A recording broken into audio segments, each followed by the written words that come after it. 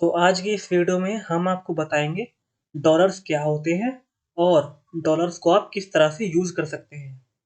Normally dollars जो American dollar है उसी की सिंबल जैसा होता है, लेकिन यहाँ पर उसका यूज़ अलग तरीके से किया जाता है।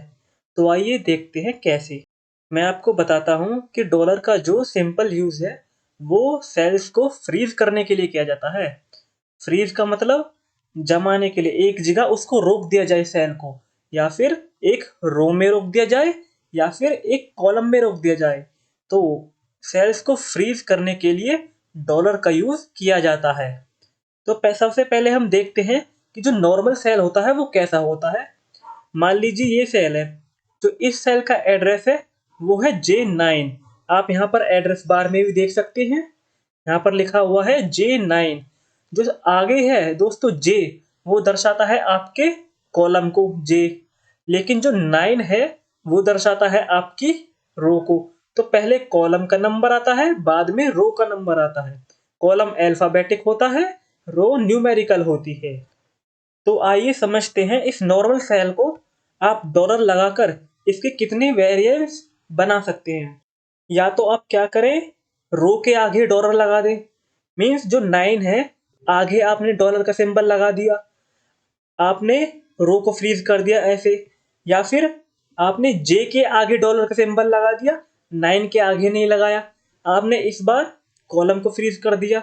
और तीसरे में आपने जे के आगे भी डॉलर का सिंबल लगा दिया, 9 के आगे भी डॉलर का सिंबल लगा दिया, आपने दोनों को ही फ्रीज कर दिया।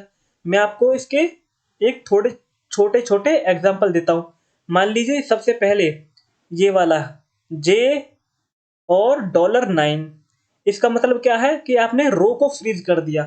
रो को फ्रीज कर दिया, मान लीजिए ये एक रो है जिसमें मैंने कलर कर रखा, ये 24 नंबर की रो। ये देखिए, जहां तक मैंने ये सिर्फ पोर्शन कलर कर रखा ना, यहाँ तक ये वाला, आप इसको देखिए, मैंने इसको फ्रीज कर दिया। तो इसमें होगा क्या, फ्रीज करने से जो कोई इसके अंदर सेल है वो इसमें लेफ्ट और राइट, लेफ्ट राइट तो मूव कर जाएगा, लेकिन ऊपर नीचे नहीं हो पाएगा। वो सेल ना तो 23 वाली रो में जा पाएगा, ना ही 25 वाली में जा पाएगा। अगर मैं इसको फ्रीज कर देता हूं और इसके बाद मान लीजिए ये, आपने क्या किया इसमें, आपने कॉलम को फ्रीज कर दिया। इस तरह मैं मान लीजिए मैं इस कॉलम को यहाँ से फ्रीज कर देता हूँ, तो क्या होगा, जो इसमें डाटा है या फिर आपने कोई भी सेल जो सेलेक्ट किया है वो इसमें ऊपर नीचे तो हो जाएगा, लेकिन ना दाएं ना बाएं, ना जे कॉलम में जा पाएगा ना एल कॉलम में जा पाएगा। वो सिर्फ इसी कॉलम में ऊपर नीचे होता रहेगा, कॉलम में ऊपर नीचे तथा रो में लेफ्ट और राइट। लेकिन तीसरा एग्जाम्पल, आपने रो भी फ्रीज कर दिया और कॉलम भी फ्रीज कर दिया। यहाँ पे हम तीसरे एग्जाम्पल को समझते हैं। यहाँ हमने पूरा कॉलम फ्रीज कर रखा है और यहाँ हमने पूरी रो फ्रीज कर रखी है, लेकिन एक पॉइंट पर ये मिलते हैं जो मैंने दूसरे कलर से आपको दर्शाया हुआ है, ग्रीन कलर से। यहाँ से भी ये मिलती है और यहाँ से रो से भी ये मिलता है। तो ये पॉइंट मैंने ग्रीन कलर से आपको बताया हुआ है। तो अकेला ऐसा सेल है जहां पर कॉलम से भी फ्रीज हो रहा है और रो से भी फ्रीज हो रहा है, मीन्स दोनों से फ्रीज हो रहा है ये सेल। तो इस तरह का सेल है वो, ना तो आगे ना पीछे ना दाएं ना बाएं, कहीं भी मूव नहीं कर पाएगा, वो यहीं पर ही रहेगा।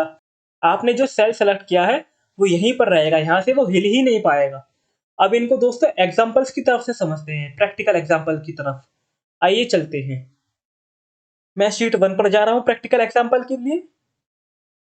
ये देखिए, यहाँ पर क्या हुआ है कि मान लीजिए आप कोई भी नॉर्मल कैलकुलेशन करते हैं। ये डिपॉजिटर है, ये अमाउंट दी हुई है, ये रेट ऑफ इंटरेस्ट है और इसने जितना इंटरेस्ट कमाया है वो यहाँ पर दिया हुआ है। तो आपने ये कैसे निकाला, सिंपल आपने क्या करा, दिस मल्टीप्लाई बाय दिस। मैं आपको ये करके भी दिखाता हूँ पूरा। ये देखिए, मैं इसको पहले डिलीट करता हूँ, यहाँ पर इक्वल टू का साइन और इस सेल को सिलेक्ट करूंगा, मल्टीप्लाई का साइन और रेट ऑफ इंटरेस्ट को सिलेक्ट करूंगा और देन एंटर। तो क्या हुआ, इंटरेस्ट जो हमने कमाया था वो आ गया।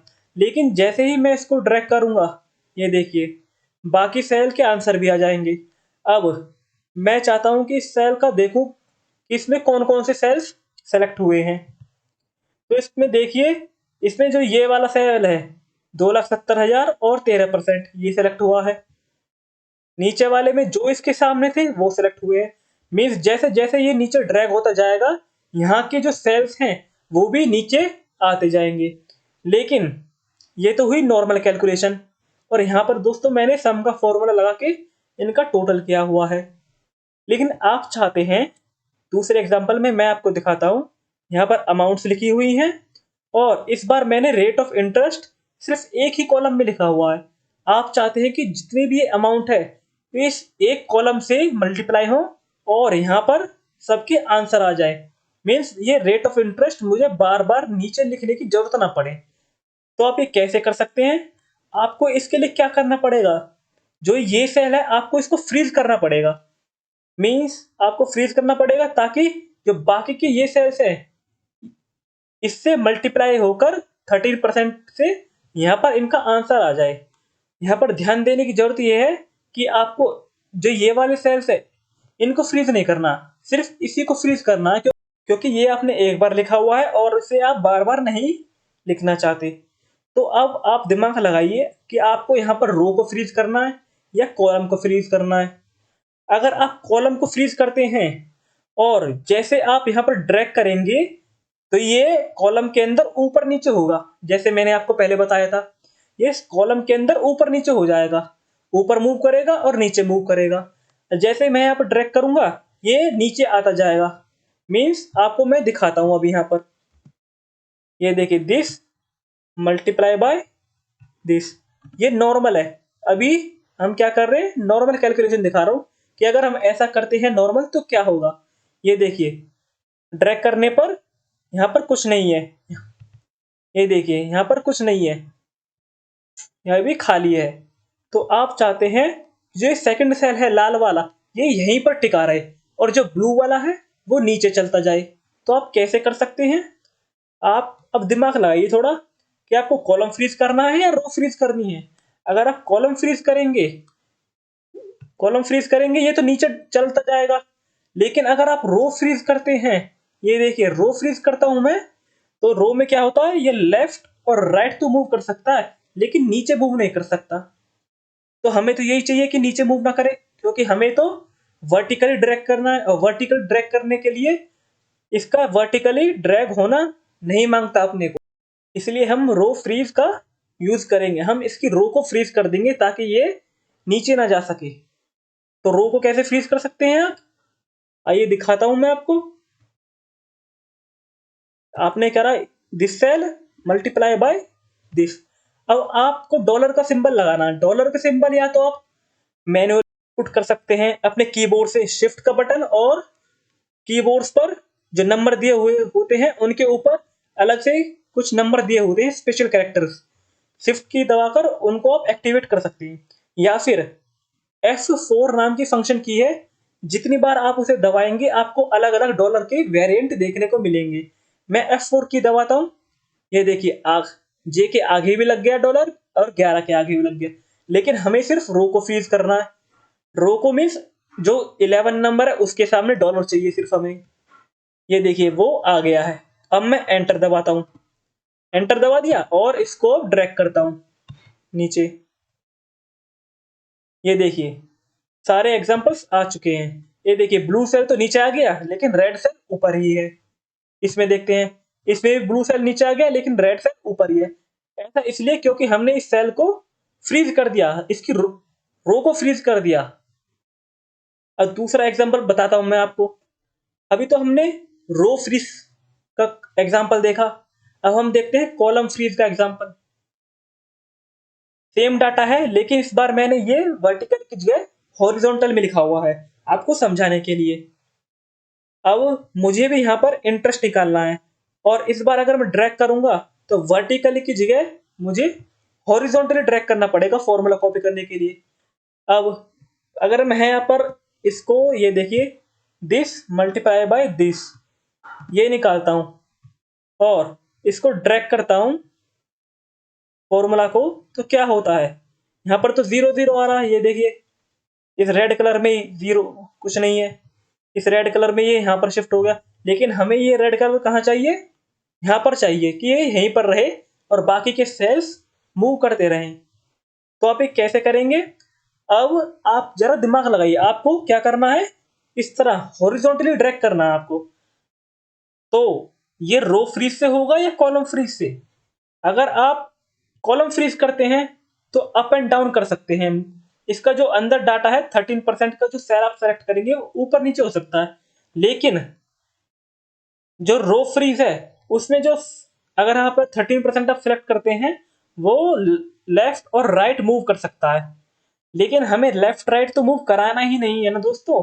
अगर लेफ्ट राइट मूव करेगा तो ये सेल यहाँ से उठकर यहाँ पर आ जाएगा, फिर यहाँ पर आ जाएगा, इसको ड्रैग करेंगे। तो हमें चाहिए कि यहीं पर रहे, इसलिए हम कॉलम फ्रीज करेंगे। कॉलम फ्रीज करेंगे और हम अगर ड्रैग करते हैं इस तरह लेफ्ट टू राइट तो ये हो ही नहीं पाएगा, क्योंकि ये इस कॉलम के अंदर ही है, आई कॉलम के अंदर ही रहेगा, ना जे कॉलम में जा पाएगा ना एच कॉलम में जा पाएगा। तो आइए देखते हैं। ये मैंने क्या करा, इसको डिलीट करता हूं, दोबारा से फॉर्मूला टाइप करता हूं, equal to this multiply by this. या तो आप मैनुअली पुट कर लें या फिर F4 दबा के। इस बार मैं आपको मैनुअली लिख के दिखाता हूं, मुझे किसके सामने चाहिए, कॉलम के सामने। ये देखिए आप मैनुअली कैसे लिख सकते हैं, यहाँ पर कॉलम के सामने ले जाइए आप इसको, आई कॉलम है हमारा आई, और शिफ्ट की दबाकर डॉलर का सिंबल लगा दीजिए।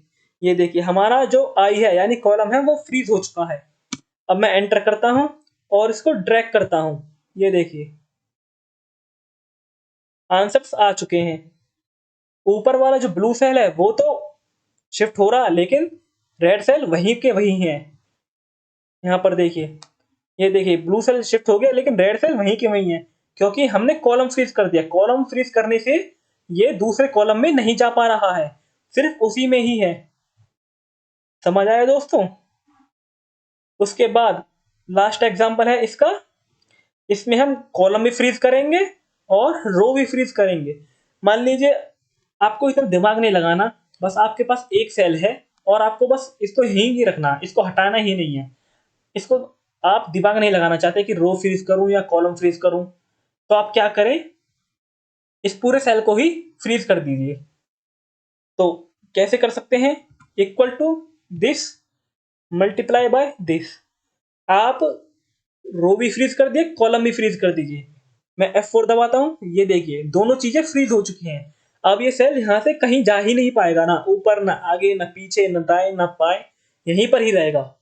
एंटर दबाता हूं, जैसे ही मैंने एंटर दबाया और ड्रैग करता हूं, ये देखिए वही हो रहा है दोस्तों, सेल वहीं के वहीं है। ये लास्ट फॉर्मूला तो उनके लिए है जो मतलब बिल्कुल दिमाग ही नहीं लगाना चाहते कि रो फ्रीज करने से क्या होता है, कॉलम फ्रीज करने से क्या होता है, बस काम निकालना चाहते हैं। दोनों को फ्रीज किया, रो को भी कॉलम को, और अपना आंसर निकाल लिया। ये वो तरीका है दोस्तों लास्ट वाला। अब ये मैंने आपको 4 एग्जांपल बताए हैं, लेकिन ये सिर्फ पार्ट 1 है। अगली वीडियो में हम डॉलर का 2-3 एग्जांपल और देखेंगे, क्योंकि वो थोड़े हाई लेवल के एग्जांपल्स हैं, एडवांस लेवल के। दोस्तों डॉलर का यूज ना अलग अलग तरीकों से होता है, 2-3 वीडियो में मैं इसको समेट नहीं सकता। तो जैसे जैसे वक्त बीतता जाएगा, वीडियोस आते जाएंगे, मैं डॉलर का यूज आपको अलग अलग तरीके से अलग अलग फॉर्मूले में करके दिखाता रहूंगा, क्योंकि डॉलर सिर्फ 1-2 फॉर्मूले तक सीमित नहीं है, इसका बहुत सारे तरीकों से यूज किया जा सकता है। तो आप बने रहिए हमारे साथ इस वीडियो में। तो आज आपने क्या सीखा मैं आपको दिखाता हूं फिर से। सबसे पहले नॉर्मल कैलकुलेशन, आप इसमें हर बार लिखते हैं, हर बार जैसे जैसे ड्रैग करेंगे हर बार आपको लिखना पड़ेगा। लेकिन रो फ्रीज में अगर आप रो फ्रीज कर देते हैं, यहाँ पर इसको रो फ्रीज कर देते हैं, तो जैसे ये फ्रीज हो जाएगी इसकी रो, तो क्या होगा दोस्तों, ये इसमें लेफ्ट राइट मूव करेगा लेकिन ऊपर नीचे मूव नहीं कर पाएगा। ऊपर नीचे मूव नहीं कर पाएगा तो जो 13 का सेल है जो आपने सेलेक्ट किया वो ऊपर नीचे नहीं हो पाएगा, ये यहीं पर रह जाएगा और सबकी कैलकुलेशन इसी से हो जाएगी। अब इसमें कॉलम कॉलम फ्रीज करते हैं दोस्तों। ये मान लीजिए आपने कॉलम फ्रीज कर लिया यहाँ से, ये 13 वाला कॉलम, और आप हॉरिजॉन्टली ड्रैग करते हैं तो ये तो हो ही नहीं पाएगा, क्योंकि इसी कॉलम में रह जाएगा। आपने तो कॉलम तो फ्रीज कर दिया, ये ऊपर नीचे हो सकता है लेकिन लेफ्ट राइट तो हो ही नहीं सकता। तो लेकिन आपको करना क्या है, आपको राइट ड्रैग करना था, तो इसलिए ये इसी में रह गया और बाकी कॉलम में नहीं जा पाया। आखिरी एग्जांपल, आपने रो भी फ्रीज कर दिया, आपने कॉलम भी फ्रीज कर दिया, ये सेल अब यहीं पर रहेगा, इसका कोई इलाज नहीं है। ये देखिए, आपने दोनों चीज ही फिक्स कर दी इसकी, चारों खाने चित हो गए, बंदा अब जाए तो जाएगा, इसी सेल में टिका रह गया।